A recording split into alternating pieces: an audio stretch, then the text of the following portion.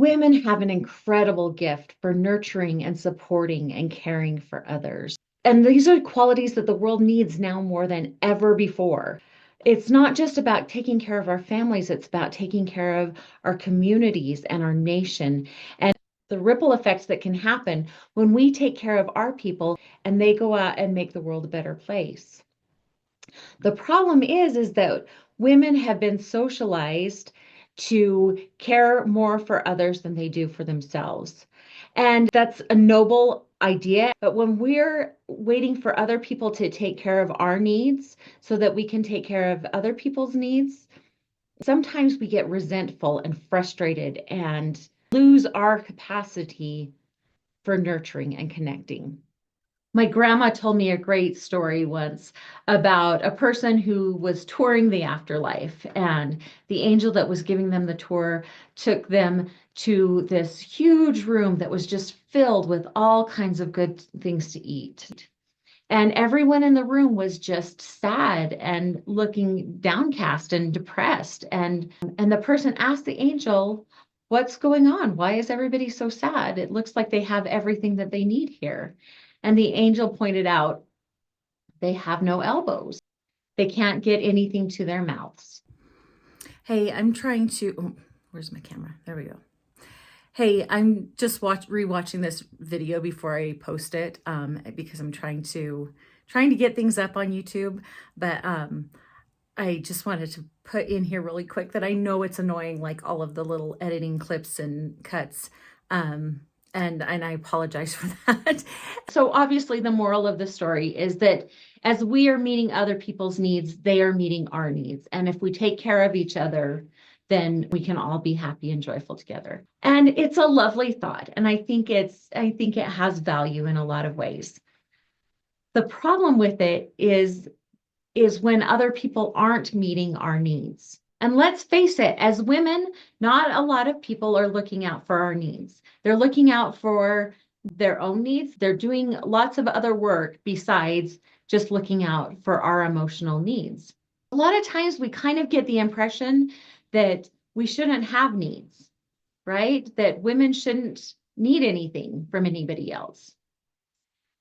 And this just isn't true. Like, as human beings, we all have emotional needs, and they're not just wants. They're not just like something that would be nice. They're actual human needs, meaning that if we don't get those things, if we don't have those needs met, that we're working at a deficit. And eventually it leads to resentment, it leads to depression. We become frustrated, and eventually we'll just die if our needs aren't met, right? This is the point of put your own air mask on before you put it on anybody else. I know I keep saying need, but I don't know how else to make it clear that these are necessary things for us. It's not just that we're being babies or we're being whiners or anything like that. We have human needs. So we need to acknowledge that these needs are real, they're part of the human experience, and give ourselves permission to have needs, just like any other human being.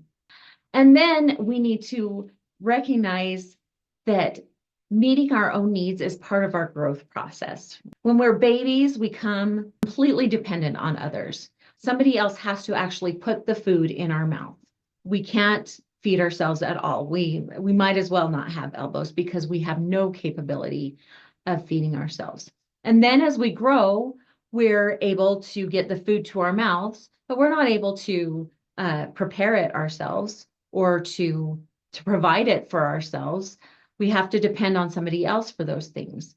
So learning to feed ourselves is a process of first being completely dependent on other people, and then learning along the way. We learn to get the food to our mouths. We learn to prepare our own meals. And then we learn to provide our own meals, to shop for and take care of those things.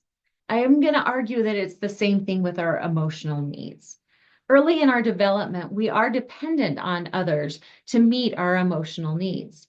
But as we grow, we should learn to meet those needs on our own. We should learn to feed ourselves. And then we should learn to prepare meals for ourselves and to provide the food for ourselves and to grow a garden and to pay attention to our nutritional needs. And all of those things we learn as we grow and develop. And then the more that we grow and develop and can take care of ourselves, then the greater capacity that we have to meet needs of other people, of the people that we love and beyond. On the other side of that, when we don't take care of our own emotional needs, we become needy. We have huge expectations of those around us to meet our emotional needs. And we're like basically running around with our mouths open, begging to be fed. We develop a lot of resentment and frustration when those needs aren't met. And a lot of the time, the people that we are asking to meet our needs are just not at a place in their emotional growth that they can take care of those needs. They're just trying to take care of themselves right now. They don't have the capacity yet to take care of us. And on top of that, when we give with these expectations, our children can feel that there's a price to be paid. And sometimes they don't feel like they can pay that price. And when they don't feel like they can meet our expectations, then they're going to pull back from us. So this is why taking care of ourselves is the best gift that we can give to the people that we love. Because when our own needs are met, then we can just give freely and love freely and not expect anything in return and not need them to act any certain way in order for our emotional needs to be met. We may still have hopes and desires for them, and we may still have even expectations for their behavior, but we don't need them to take care of us. We are taking care of ourselves. So in this video, I just wanted to give you permission to have human emotional needs and to meet those needs yourself without feeling guilty and feeling like a terrible, selfish person.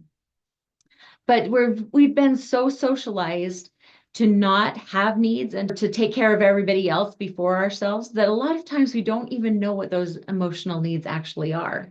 So in the next video, we're going to talk about what our emotional needs are and how we can take really good care of ourselves so we can take really good care of all of the people that we care about.